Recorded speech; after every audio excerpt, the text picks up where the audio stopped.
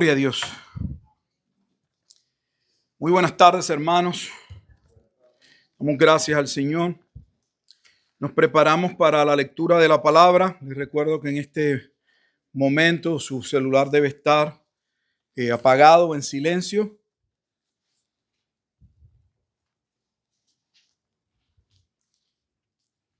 Vamos a estar dando lectura al capítulo 18 de Deuteronomio. Los hijos, como siempre, permanecen con los padres y de tener que ir al baño, no los envíe solo. Uno de los dos padres debe ir con ellos.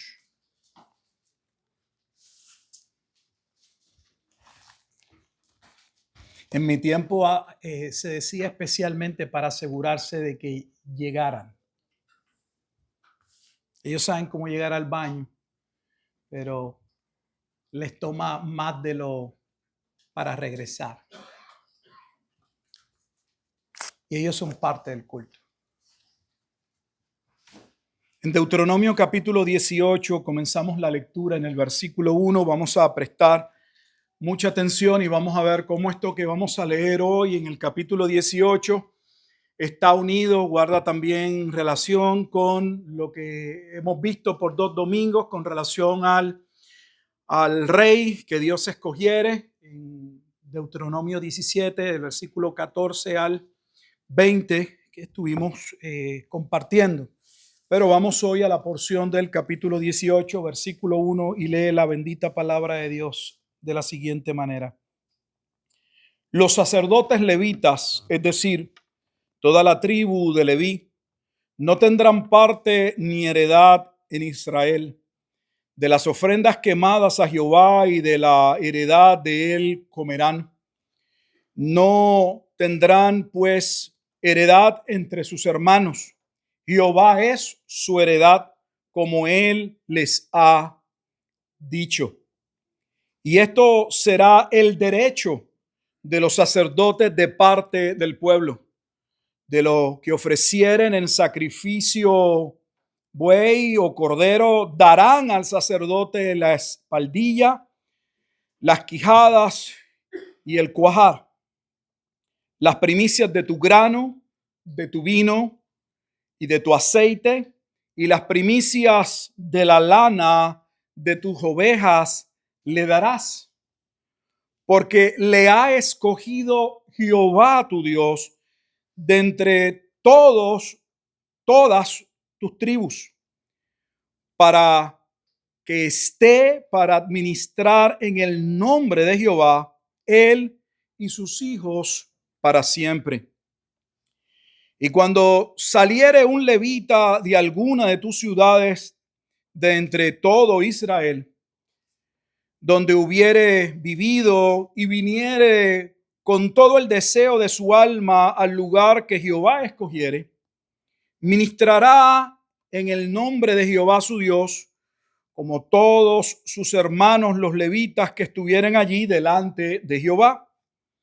Igual ración a la de los otros comerá, además de sus patrimonios. Cuando entres a la tierra que Jehová tu Dios te da, no aprenderás a hacer según las abominaciones de aquellas naciones. No sea hallado en ti quien haga pasar a su hijo o a su hija por el fuego, ni quien practique adivinación, ni agorero, ni sortílego, ni hechicero, ni encantador, ni adivino, ni mago, ni quien consulte a los muertos, porque es abominación para con Jehová cualquiera que hace estas cosas. Y por estas abominaciones, Jehová tu Dios echa estas naciones de delante de ti. Perfecto serás delante de Jehová tu Dios, porque estas naciones que vas a heredar a agoreros y adivinos oyen, mas a ti no te ha permitido esto Jehová tu Dios. profeta de medio de ti, de tus hermanos, como yo, te levantará Jehová tu Dios. A él oiréis. Conforme a todo lo que pediste a Jehová tu Dios en Horeb el día de la asamblea, diciendo: no vuelva yo a oír la voz de Jehová mi Dios, ni vea yo más este gran fuego, para que no muera. Y Jehová me dijo: han hablado bien en lo que han dicho. Profeta les levantaré de medio de sus hermanos, como tú, y pondré mis palabras en su boca, y él les hablará todo lo que yo le mandare. Mas a cualquiera que no oyere mis palabras que él hablare en mi nombre, yo le pediré cuenta. El profeta que tuviere la presunción de hablar palabra en mi nombre, a quien yo no le haya mandado hablar, o que hablare en nombre de dioses ajenos, el tal profeta morirá. Y si dijeres en tu corazón: ¿cómo conoceremos la palabra que Jehová no ha hablado? Si el profeta hablare en nombre de Jehová y no se cumpliere lo que dijo, ni aconteciere, es palabra que Jehová no ha hablado. Con presunción la habló el tal profeta. No tengas temor de él. Vamos a orar. Bendito Dios y Padre eterno, te alabamos y te damos gracias por tu palabra, la cual hemos leído en esta hora. Y con humildad y mansedumbre, Señor, te pedimos una vez más que nos permitas poder discernir, entender lo que ya tú has revelado por medio de tus profetas. Ayúdanos, Padre Santo, a aceptar, a juzgarnos, a corregir lo que tengamos que corregir, a rechazar lo que estemos haciendo, que tu palabra estipule que no debemos hacer, y a buscar esa santidad, ese grado de madurez, como aquí se llama, de perfección, que tú demandas de tu pueblo. Te damos gracias por tu bendita palabra, la cual reconocemos que continúa obrando en nuestros corazones, y es palabra de verdad, es palabra de edificación, es palabra que va, Padre Santo, renovando nuestros pensamientos, completando esa obra de santificación a la par con la obra que continúa haciendo tu amado Espíritu Santo en nosotros. Que podamos tener la mente de Cristo, que podamos pensar de acuerdo a tu palabra. Pues la realidad es que solo, Señor, puede haber unidad y cohesión en tu iglesia cuando tomamos tu palabra como la regla infalible, como la verdad y el instrumento por el cual se han de medir, de sopesar todas las cosas. Ayúdanos, Señor. También clamamos y oramos, pues sabemos que mientras tu palabra continúe siendo predicada, continuará llamando a hombres al arrepentimiento de sus pecados y a la fe en Jesucristo, el único mediador entre Dios y los hombres. Que a Él sea, oh Dios, toda la gloria y toda la honra, pues es en Cristo Jesús en quien oramos y damos gracias. Amén y amén.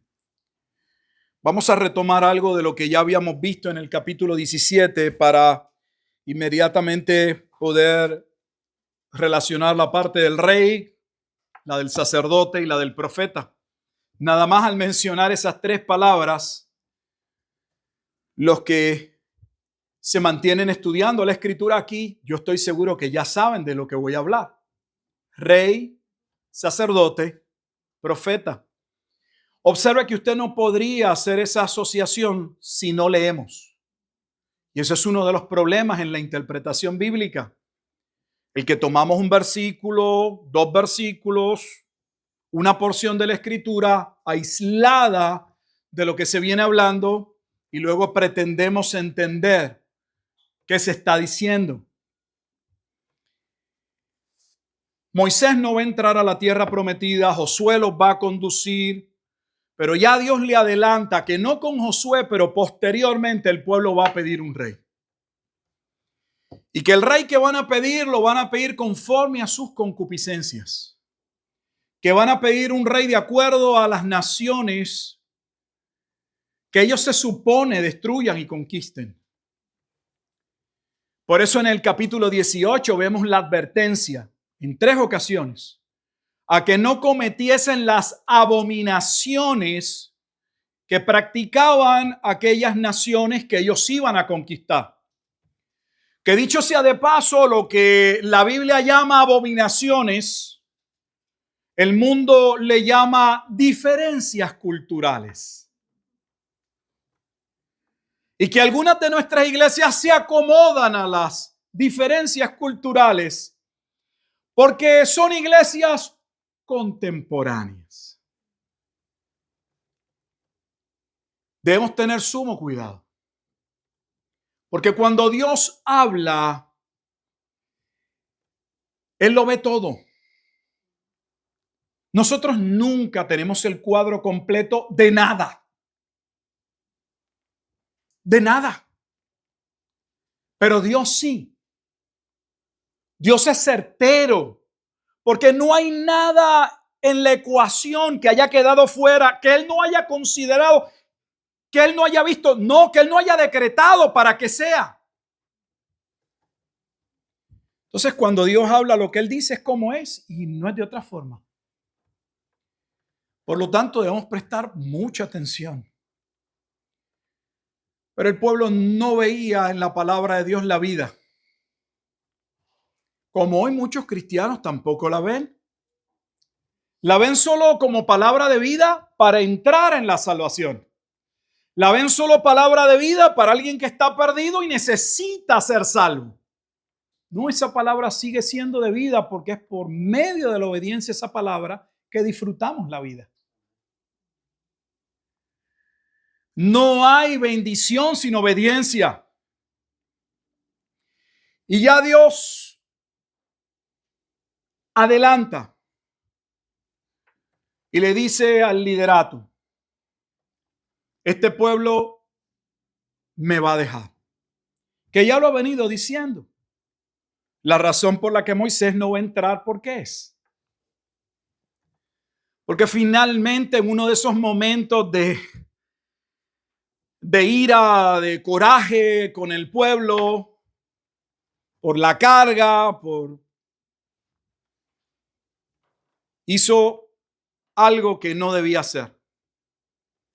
Dios le dijo que tocara con la vara una piedra para que fluyese agua y en su enojo le dio más de una vez.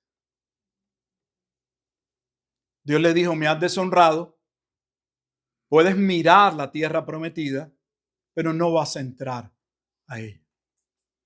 La realidad es que Moisés era solo un prototipo, era un tipo, una tipología de la obra que llevaría a cabo el verdadero profeta.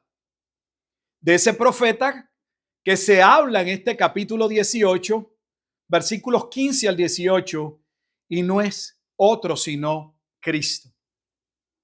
Por lo tanto, la descripción que se da de ese rey, que si el pueblo fuese a escoger a un rey, ese sería el rey que Dios escogería para que reinase sobre su pueblo. Las características de ese rey, observe, no eran las características que tendría ningún rey de las naciones en Canaán. Las características que allí se dan son de gran importancia, porque las vimos desde el punto de vista de cómo ese rey que no consideraría a Dios tomaría, por ejemplo, o sustituiría su confianza en Dios con un gran ejército. Su satisfacción y su amor y su sentido de pertenencia que debía estar en Dios, lo sustituiría con mujeres. Y así sucesivamente. Pero ese rey que Dios escogería, que es Cristo, ya se profetiza que no sería aceptado.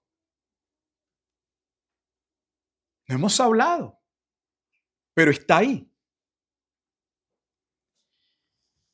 Esas características del rey que son expresadas en el capítulo 17, del versículo 14 hasta el versículo 20, son las características que únicamente tiene un rey, Cristo.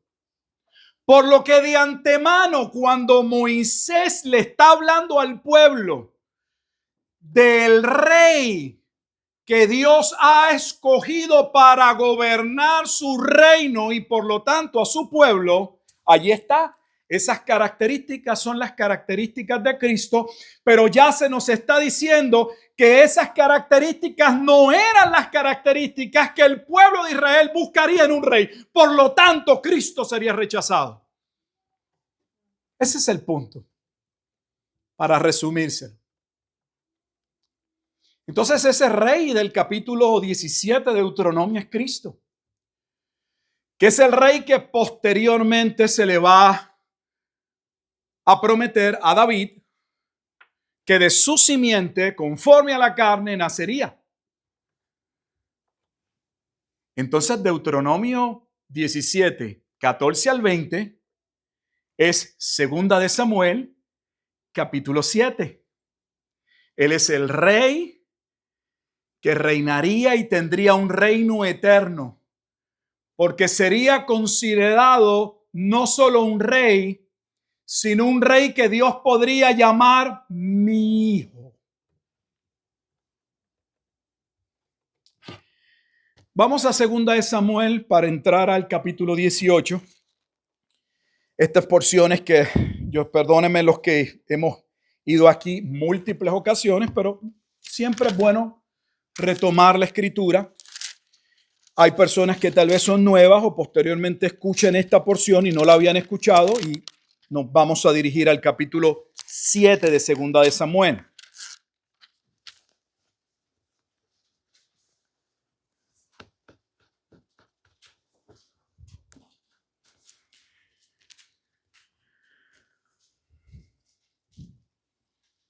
Voy a iniciar en el versículo 12. Segunda de Samuel 7, 12.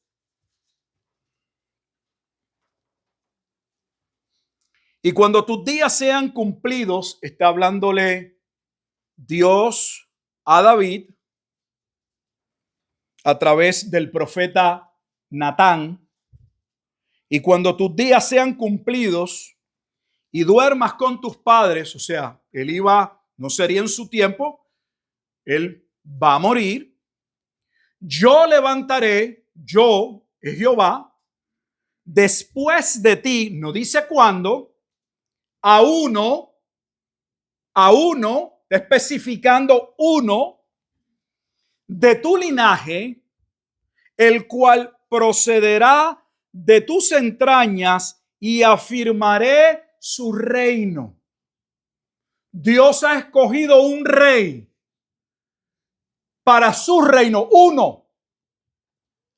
Ese rey es Cristo. Por eso le digo, hay una relación en todo. Versículo 13. Él edificará casa a mi nombre. De hecho, él sería la casa de salvación. Y yo afirmaré para siempre el trono de su reino. Él me va a levantar casa y yo le voy a dar un reino eterno. Porque por medio de esa casa, que es su templo, quedaría como pago para la salvación de su pueblo, que es el pueblo que escogió, que Dios predestinó antes de la fundación del mundo.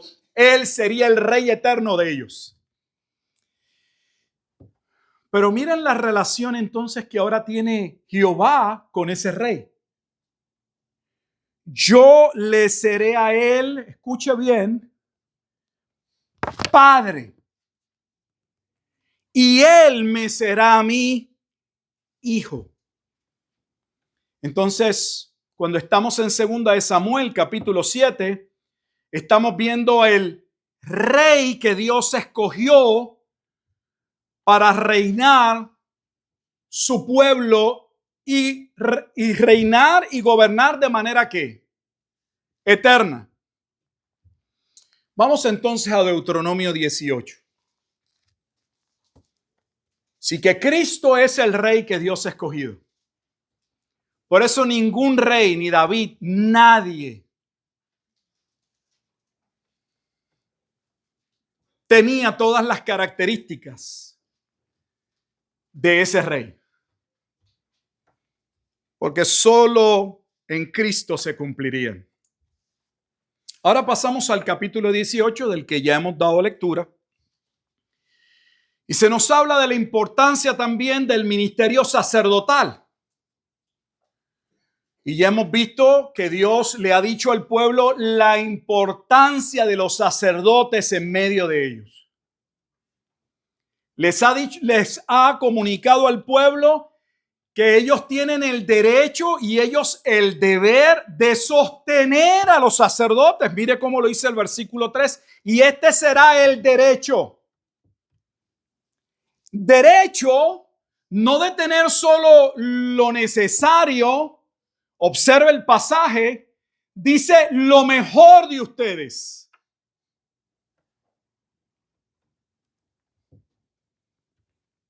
Lo puede leer de atrás para adelante, de adelante para atrás, y eso es lo que dice. Lo mejor, las primicias de tu aceite, de tu lana, de todo lo que produzcas. ¿Por qué? La Escritura dice, porque yo no les he dado heredad en este mundo. El Nuevo Testamento dice, ¿por qué? Cuando habla de los pastores. Porque ellos han de trabajar completamente y entregarse a mí. Por lo tanto, yo los sostengo por medio de ustedes, lo que había hecho con los sacerdotes. Que a mí me da pena que hoy una parte del cristianismo que lo que hace es repetir lo que 2 o 3 youtubers o pastores que para estar a la moda o para estar, no sé, con las personas dicen, no, el Antiguo Testamento nada tiene que ver con el Nuevo Testamento. Pobres.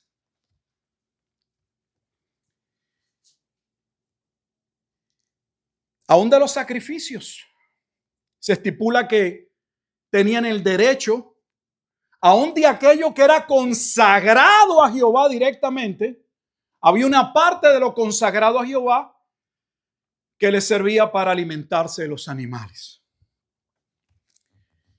¿Cuál es la parte más importante y la queremos relacionar con Cristo? Versículo 5. Porque le ha escogido Jehová tu Dios de entre todas tus tribus para que esté para administrar en el nombre de Jehová, él y sus hijos para siempre. Así que observe la relación de que el pueblo obedeciese, tuviese una buena conciencia del propósito que cumplían esos sacerdotes, que ya ha venido diciendo a través de todo Deuteronomio, que Dios iba a escoger el lugar donde él iba a ser hallado, encontrado. Y ese lugar era ¿qué? En el momento en que estamos leyendo, el tabernáculo. Las tribus se sentarían a través del desierto, en el tabernáculo sería el centro. Y ahora van a entrar y se va a repartir la tierra prometida a Canaán y no quedaría necesariamente la misma configuración. Pero Dios, sabiendo eso, les adelanta Que aquellos que estuviesen lejos, ya lo vimos, lo hemos leído ya. No podían decir, bueno, es que nosotros no podemos viajar a Jerusalén y como nosotros no vamos mucho a Jerusalén, que lo sostengan los que están cerca. Tenían que guardar lo que ya Dios había demandado, venderlo, ya lo hemos leído, y enviarlo. Porque Dios los había escogido para administrar en el nombre de Jehová. O sea, Dios les está diciendo, ustedes no tienen la noción de la importancia que cumple el ministerio sacerdotal para el pueblo. Son el único medio por el cual yo puedo tener una relación con ustedes. Es lo que Dios le está diciendo. Porque han sido constituidos como mediadores. O sea que el pueblo no podía tener una relación directa en ese momento dado con Dios. La forma en la que el pueblo recibía la bendición de Dios era por medio del tabernáculo. Porque ese tabernáculo sacerdote representan a Cristo, quien es el verdadero mediador entre Dios y el hombre, quien quitaría el obstáculo para que el hombre pudiese tener una relación directa con Dios. Y por eso ya no hacía falta más el lugar santísimo en Hebreos. Entonces, ¿quién es el sumo sacerdote?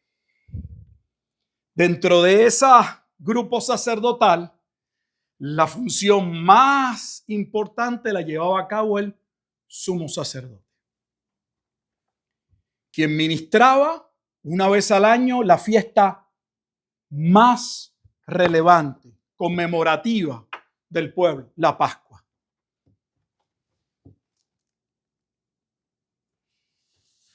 Cristo es nuestra Pascua, la cena.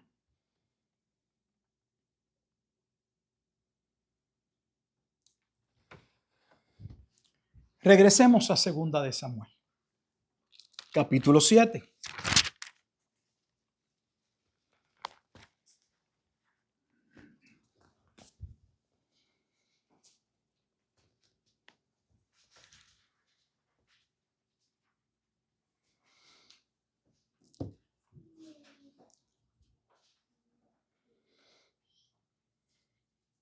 En ese capítulo 7 vamos a volver a leer. Pero vamos ahora a leer del versículo 5 al 11. O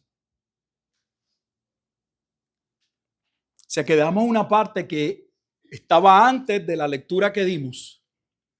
Con propósito, ahora vamos a ver, hay una relación en lo que Natán le comunica a David con Deuteronomio. Voy a iniciar en el versículo 5 de 2 de Samuel capítulo 7.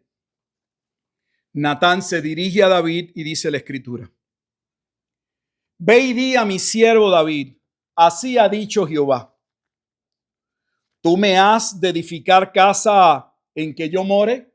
Ya sabemos que Dios había colocado el tabernáculo y había apartado una tribu específicamente para que esa tribu fuera la tribu que administrara esa parte de la mediación de sus pecados con Dios. Eso es lo que se hacía principalmente en el tabernáculo.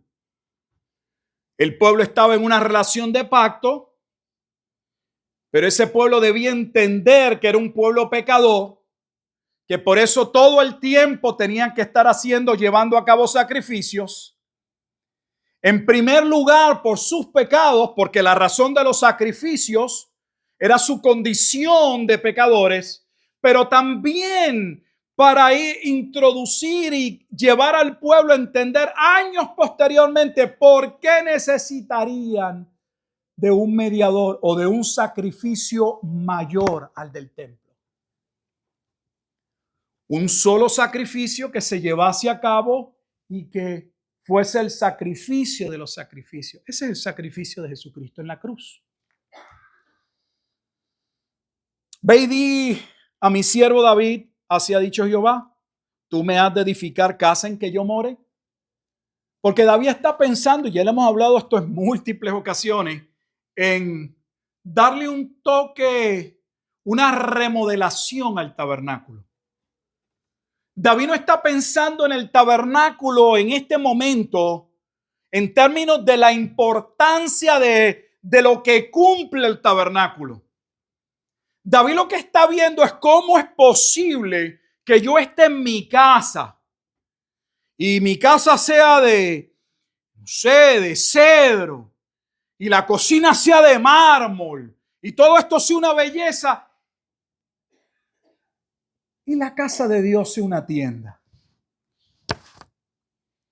Pero ya hemos explicado que la razón por la que Dios lo colocó todo de manera... De hecho, Dios le dijo, haz conforme al diseño. Cuando se lo dio, cuando Dios le dio a Moisés para construir, fue muy claro y le dijo, van a hacer exactamente lo que yo les he dicho que deben hacer, porque el tabernáculo también debía representar algo que transitorio. Porque lo que se hacía allí, aunque tenía importancia, solo apuntaba a lo que Cristo haría. Y Dios le dice, ¿tú me vas a hacer una casa en que yo more? Pues Dios no está buscando una casa. Dios está buscando hombres y mujeres que lo adoren como Él merece ser adorado. Mire, fíjese lo que es nuestra falsa expectativa o nuestra presunción de qué es lo que Dios está buscando de nosotros. Es que Dios lo que está buscando es que nosotros hagamos la iglesia más bonita, le pongamos aire, hagamos esto. Eso no es lo que Dios está buscando.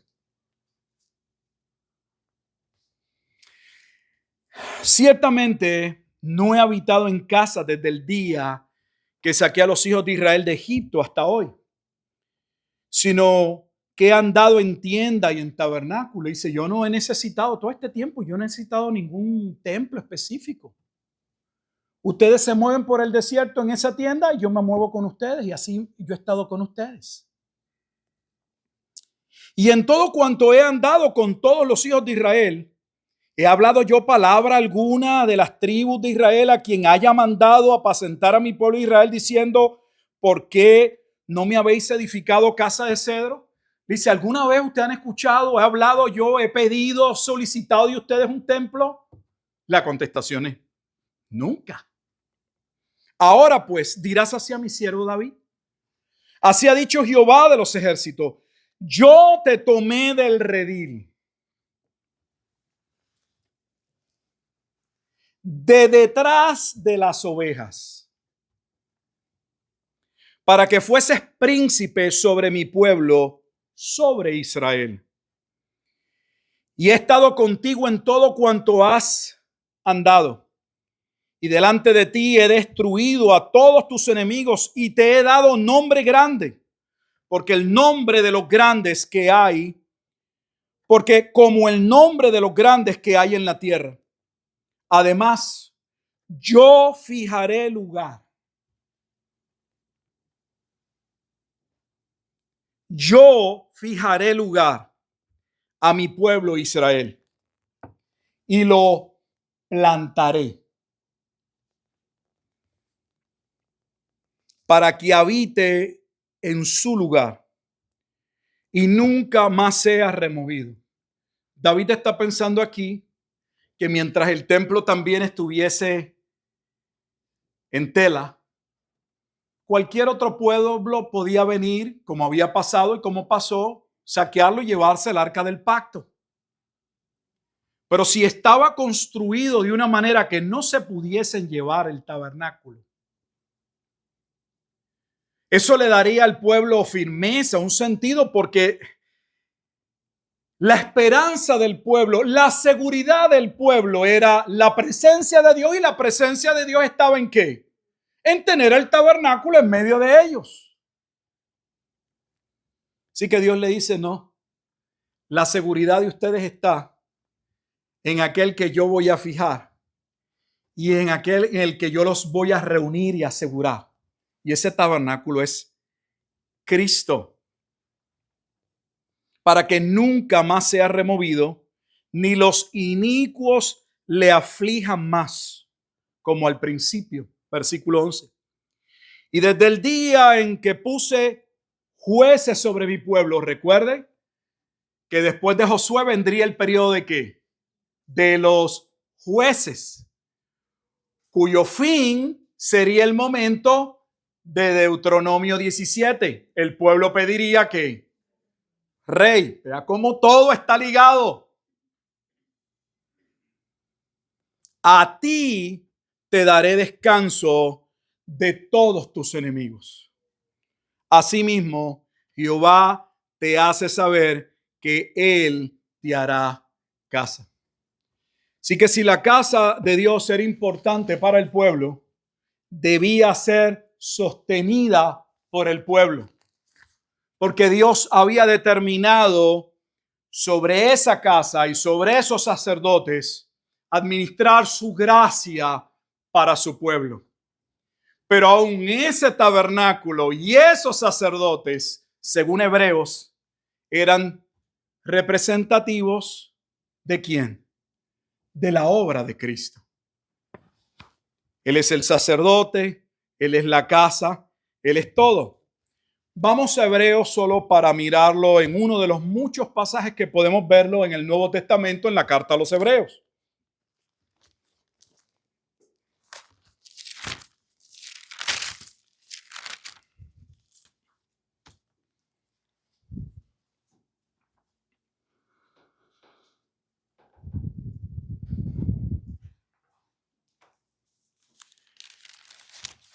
Vamos a dirigirnos allí al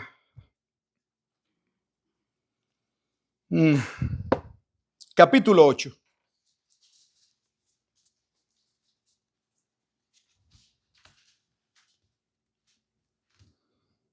Para que veamos parte del contenido del Nuevo Testamento con relación al significado del tabernáculo y cómo se cumple en Cristo, en el sacerdote de sacerdotes. Hebreos capítulo 8, versículo 1 dice: ahora bien, escuche, el punto principal de lo que hemos venido diciendo, o sea que aquí hay un resumen de la parte más importante de lo que el autor en la epístola o carta a los Hebreos ha venido diciendo con relación a Jesucristo. Dice que tenemos tal sumo sacerdote.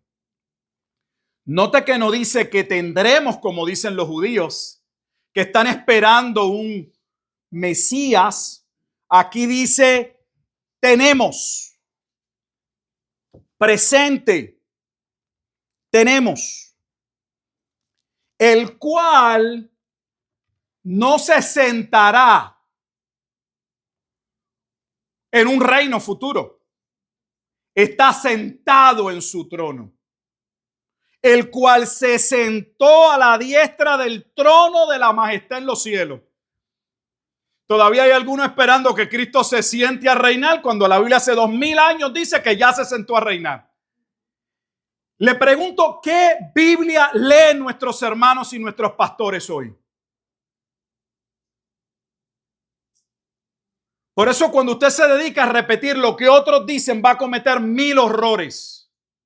Cuando lee la escritura, aunque usted no lo entienda todo, esa palabra le va a ir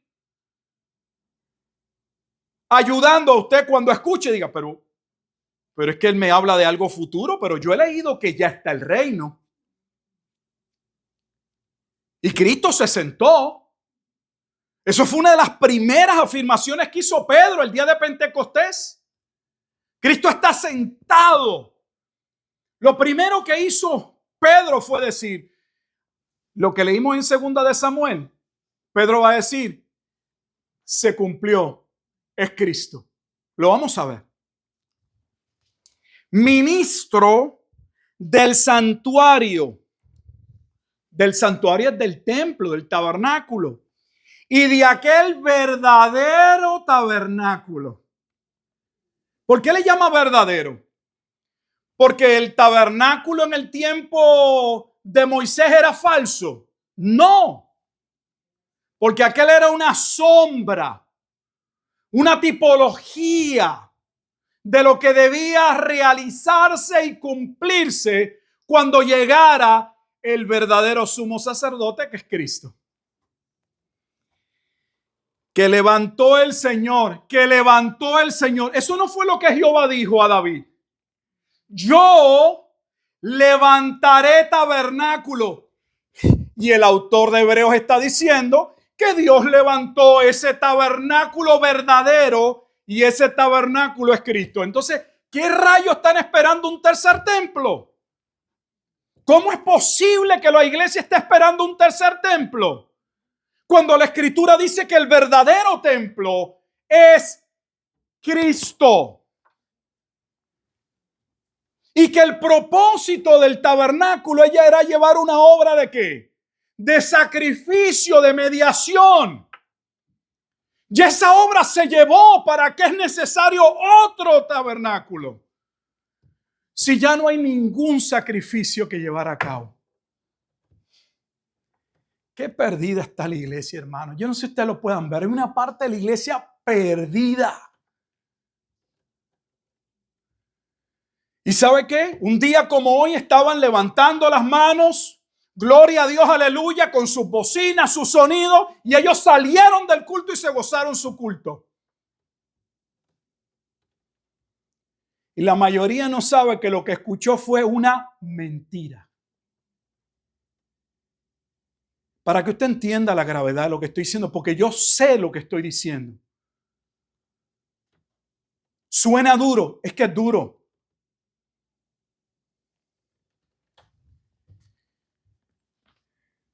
Vamos al libro de los Hechos.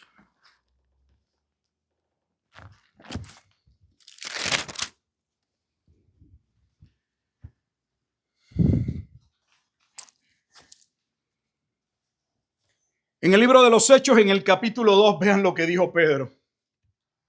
Este es el día de Pentecostés. Este es el día en la que la mayoría de los cristianos afirma nace la iglesia, el derramamiento del Espíritu Santo. Voy a iniciar en el versículo 33 para dirigirme a la otra parte del profeta. Hemos hablado ya algo de Cristo como Rey. Ahora terminamos su parte de por qué es tan importante que ese Rey sacerdote cumpliera su rol. ¿Sabe cuál es el pasaje clave? Y lo vamos a leer de la relación rey-sacerdote. Salmo 110. Ese es el Salmo de Hebreos. Es el rey que es sacerdote de la clase de Melquisedec. Durante el periodo de peregrinación del pueblo, esos ministerios estuvieron separados. Pero todos apuntaban y se cumplirían y serían parte del ministerio de una sola persona, Cristo. Versículo 33, Hechos 2:33. Así que, exaltado por la diestra de Dios, eso lo dejamos a Cristo en Hebreos 8, sentado a la diestra de Dios. Así que exaltado por la diestra de Dios, y habiendo recibido del Padre la promesa del Espíritu Santo, ha derramado esto que vosotros veis y oís. Porque David, y va a ver cómo se une todo, porque David no subió a los cielos. Pero él mismo dice, él habló algo, pero no estaba hablando de él. Es lo que está diciendo. Dijo el Señor a mi Señor, siéntate a mi diestra hasta que ponga a tus enemigos por estrado de tus pies. Por estrado de tus pies. ¿Sabe qué significa poner los enemigos por estrado de sus pies? El estrado es donde se va a parar. Yo no sé si usted entiende la gravedad de lo que ahí dice. Está hablando de juicio. Se sentó a reinar y los va a aplastar. Es Génesis 3:15. No solo le aplastaría la cabeza a la serpiente tiene una simiente. Y esa simiente son los enemigos de Dios.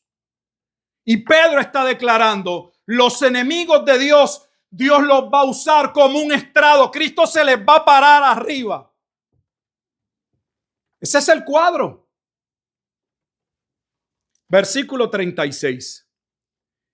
Sepa pues, ciertísimamente. No me parece, yo escuché en el seminario, me dijeron, es lo que los comentaristas dicen. No. Ciertísimamente. Escúcheme toda la clase de Israel, porque tengo palabras ciertas para ustedes. ¿Cuáles son esas palabras ciertas? A este Jesús, a quien vosotros crucificasteis. Entonces, ¿quiénes lo crucificaron? Dios le ha hecho Señor y Cristo. ¿Por qué le digo quién los crucificó? Porque la mayoría no va a entender que esos enemigos, que serían los primeros enemigos que Dios aplastaría, sería el propio pueblo que crucificó a su Hijo.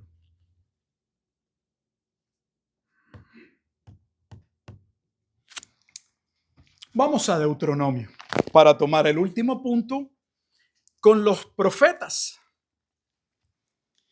Ya hemos visto que Cristo es ese rey que Dios escogió. Que las cualidades de ese rey solo se unen en Cristo. Y que ese reinado de antemano ya sabemos por qué, para efectos va a fracasar, no de parte de Dios, sino que el pueblo no va a escoger ese rey. No son las cualidades que aspiran o que ellos creen que requieren del rey que los ha de gobernar. Pero ese es el rey que entra cumpliendo Zacarías 9 montado en un pollino.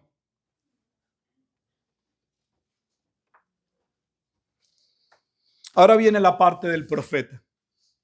Cristo no solamente es el verdadero rey del pueblo, Cristo es el tabernáculo y el sumo sacerdote, donde no se administran los sacrificios, sino donde se llevaría a cabo un solo sacrificio para la bendición eterna del pueblo. De eso trata el libro de Hebreos. Con una sola ofrenda nos redimió para siempre. Y nos ha dado una herencia completa. Ahora, ¿qué hay con la profecía o el profeta y Cristo? Ya en la narración de Deuteronomio, Dios le ha advertido al pueblo que tuviera mucho cuidado a quien le prestaban su oído. Que Dios iba a hablar, pero hablaría solo a través de sus siervos. Y de hecho les advirtió con anticipación que aunque aquí en la lectura dice que la manera de saber si un profeta era verdadero profeta era que se cumpliese lo que el profeta había dicho, les recuerdo que ya habíamos leído que Dios le había dicho a Moisés que aunque eso es importante, todavía ese no era el único elemento y con eso no podían juzgar al profeta porque habían falsos profetas que decían cosas que se cumplían y no eran de Dios. Solo que de manera general, aquí se resume que el verdadero hombre de Dios, si está hablando de parte de Dios en términos generales, debe cumplirse. Pero ya el pueblo había sido advertido que podrían haber hombres que vaticinaran, que hablaran de algo que iba a ocurrir y que podía eso cumplirse. ¿Y cómo ellos sabrían que ese profeta que habló y se cumplió no era de Dios? Porque según la porción que acabamos de leer en el capítulo 18, versículos 15 en adelante, si el profeta habla algo y se cumple es de Dios. Les recuerdo porque yo lo recuerdo muy bien. Dios le dijo, no basta con que se cumpla lo que dijo el profeta. Porque si lo que el profeta dijo que debía cumplirse y se cumplió, era contrario desde el principio a lo que ya yo había establecido, es un falso profeta. En otras palabras, que no basta con que algo se cumpla, aunque algo se cumpla, si de inicio, si de raíz, lo que se anticipaba, lo que se demandaba aparentemente de Dios, no estaba constituido en la ley, era contrario a la ley, de antemano, eso es un falso profeta. Tengo que decir eso porque es importante para recordar lo que ya habíamos hablado en Deuteronomio y verlo a la luz de lo que ahora estamos viendo en este capítulo. Para terminar por hoy, y no es que voy a terminar ahora, me va a tomar un minutito, pero ya estoy por terminar. Debemos prestar atención que Moisés, de parte de Dios, les va a decir que después de él, escuchen bien lo que voy a decir, que después de él, Dios levantaría a un profeta y que sería en ese profeta, que es el último profeta, que habría salvación y que la salvación radicaba en que el pueblo oyese, creyese, atendiese, obedeciese lo que ese profeta diría de parte de Dios. Los pasajes claves son el 15 y el 18.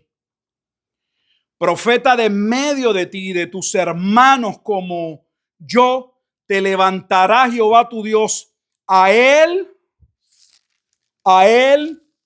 oiréis. No a otro, a él. Mira lo que dice el 18. Profeta les levantaré de medio de tus hermanos, como tú. Pondré mis palabras en su boca y él les hablará todo lo que yo le mandare. Y finalmente el 19 lo que dice, bueno, pues que los que no lo escuchen, él les pedirá cuenta. ¿Saben cómo termina el libro de Deuteronomio? Tiene solo 34 capítulos. Vaya conmigo al último capítulo.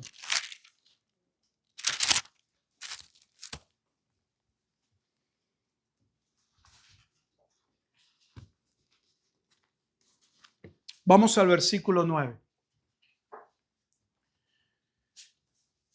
Qué hermoso escuchar las páginas de la Biblia.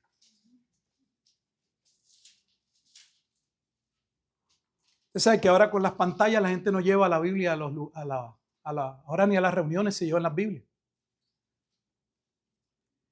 Por lo que la gente no sabe dónde están los libros ni sabe buscar. Porque esto le permite, aunque no lo vea, hacer el ejercicio de tener que buscar y más o menos mantenerse. Pero si usted lo que tiene es que solo darle un botoncito y mover aquí, usted se pierde. Lo ve como una ventaja al principio, pero es involución, es un retroceso. Cuidado con los adelantos tecnológicos. Le garantizo que embrutecen.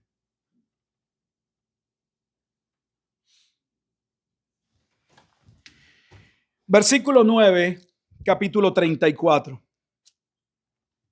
Y Josué, hijo de Nun, fue lleno del espíritu de sabiduría, porque Moisés había puesto sus manos sobre él. Y los hijos de Israel le obedecieron e hicieron como Jehová mandó a Moisés. Ya sabemos que esto no fue algo que Moisés escogió, fue algo que Dios escogió. Y lo que estamos viendo es Moisés entendió que no iba a entrar, le va a decir al pueblo que Josué es quien lo va a sustituir y Dios bendice a Josué porque es a Josué a quien Dios comisiona para que el pueblo entre. Ahora viene el pasaje clave. Versículo 10. Y nunca, escucha la escritura, y nunca más se levantó profeta en Israel como Moisés, a quien haya conocido Jehová cara a cara. O sea que el profeta, que la propia escritura dice que no hubo uno como él que tuviese una relación tan cercana con Dios, anticipa que lo que él no había cumplido, no lo cumpliría Josué. Ellos iban a entrar a la tierra prometida.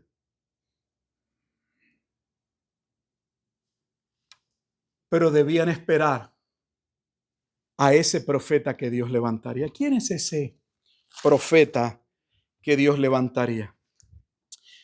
Debe mostrarle en el Nuevo Testamento algunos pasajes brevemente para mostrarle que es Cristo. Vamos a Juan capítulo 5, vamos al Evangelio de Juan.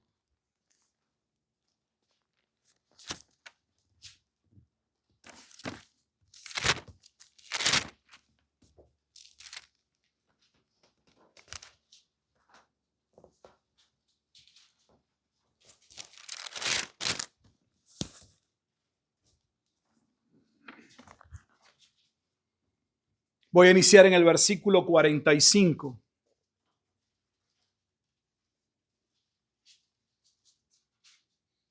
Juan capítulo 5, versículo 45 dice: no penséis que yo voy a acusaros delante del Padre. Está hablando Jesús. Hay quien os acusa.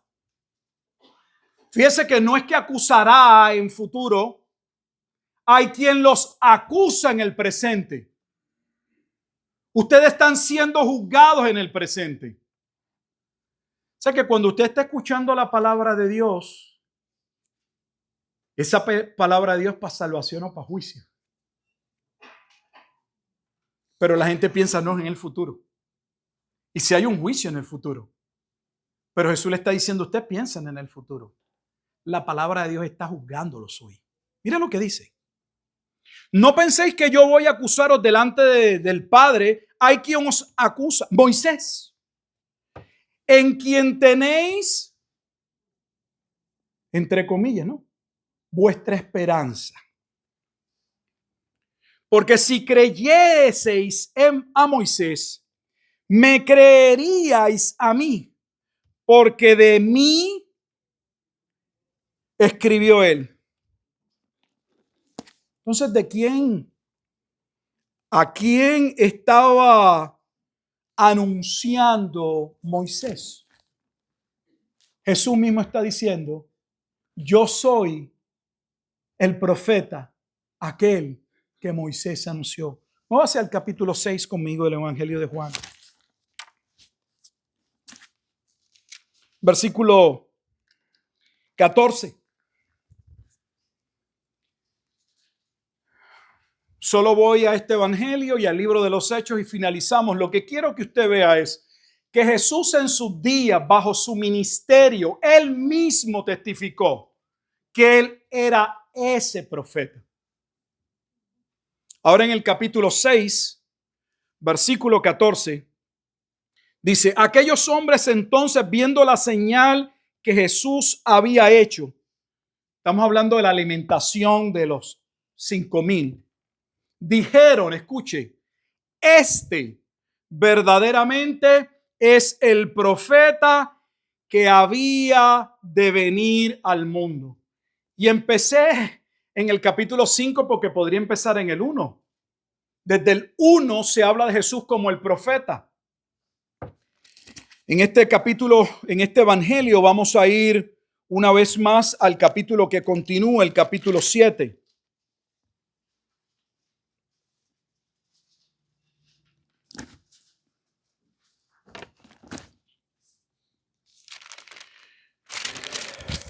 Y en el capítulo 7 nos dirigimos hacia el versículo 40.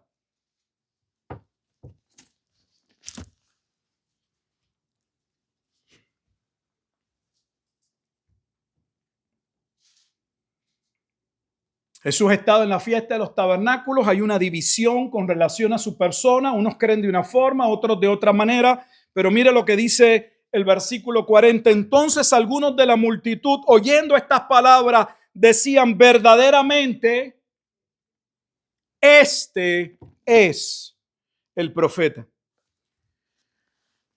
No vamos a regresar a Deuteronomio, pero solo quiero que usted luego vea en su Biblia que tanto el versículo 15, o sea, Deuteronomio 18:15, como Deuteronomio 18:18, en ambos pasajes, usted va a ver la referencia o los pasajes que lo van a llevar a el Nuevo Testamento, y solo vamos a ir a dos: Hechos capítulo 3 y Hechos capítulo 7, y terminamos por hoy.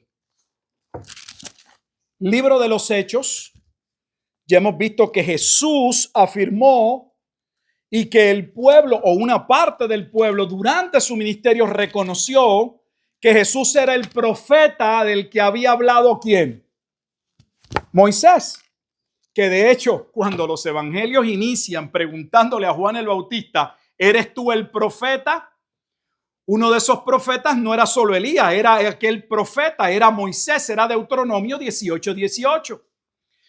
En Hechos capítulo 3, vamos al versículo 22.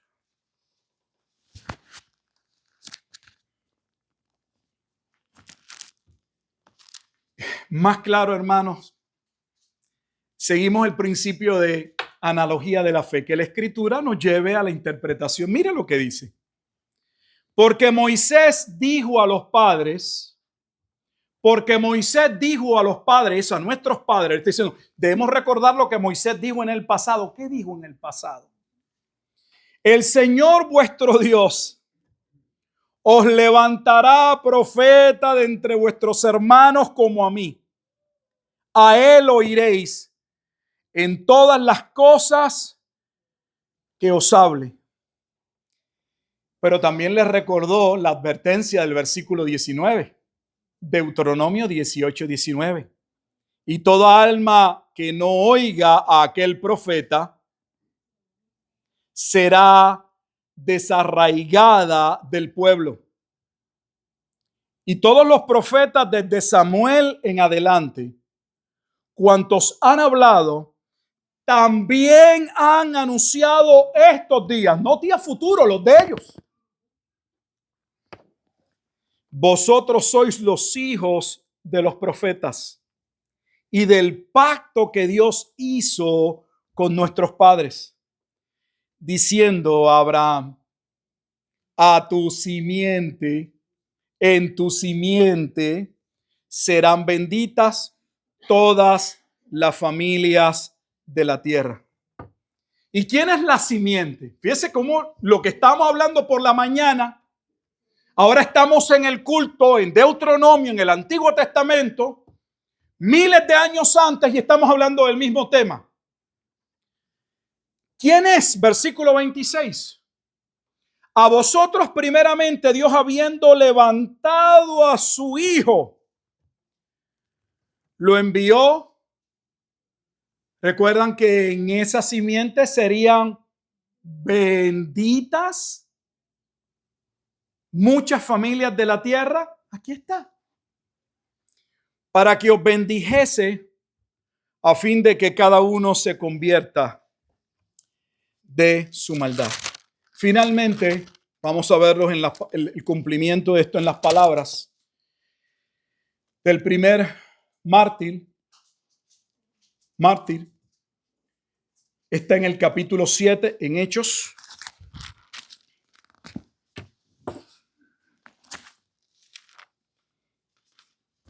Versículo 37.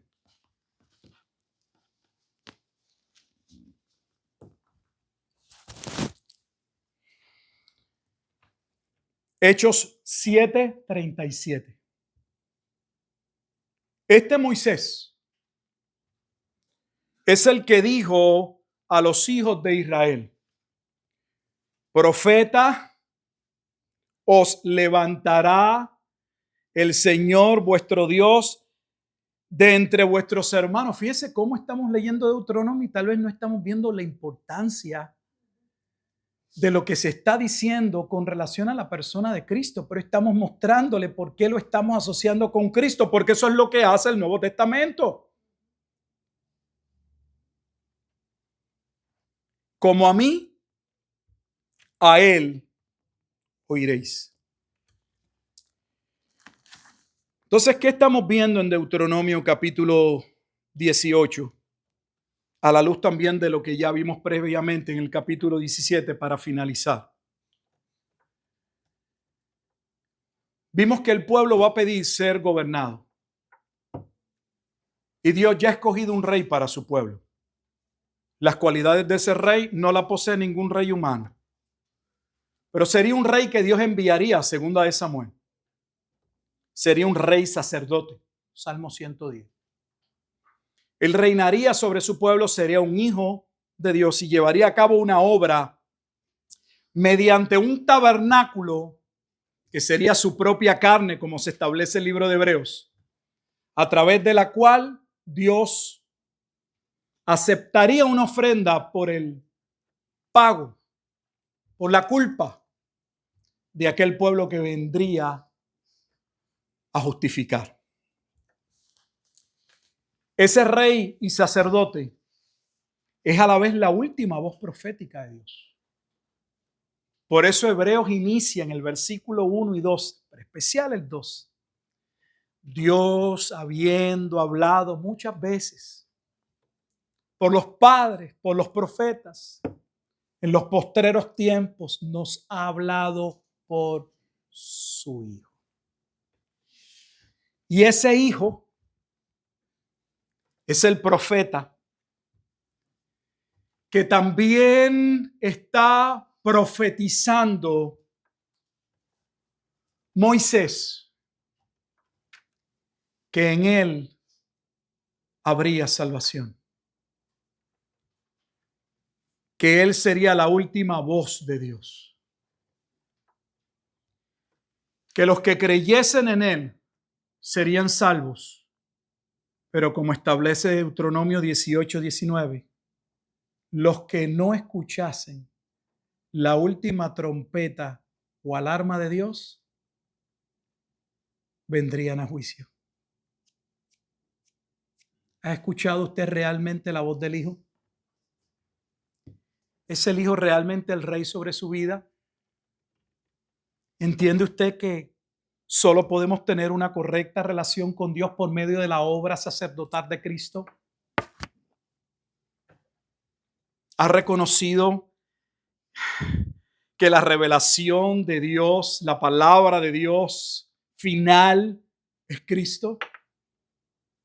Entonces, ¿por qué estamos buscando fuera de Cristo? ¿Por qué ponemos nuestros oídos en otras personas? El mundo se ha apartado de la última voz profética. Y Pedro le recordó a sus hermanos, y yo me recuerdo y les recuerdo, que tenemos la palabra profética más segura. Y esa palabra profética es Jesucristo. Él es la antorcha, Él siempre ha sido la luz del mundo. Vivir en Cristo es vivir en luz.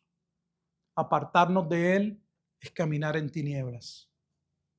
Ojalá que Dios nos ayude a poder ver cómo todo lo que se fue dando y aconteciendo en el Antiguo Testamento tiene una gran relevancia e importancia para poder entender el ministerio de Cristo, para poder entender por qué realmente en Él y solo en Él se cumple la palabra de Dios.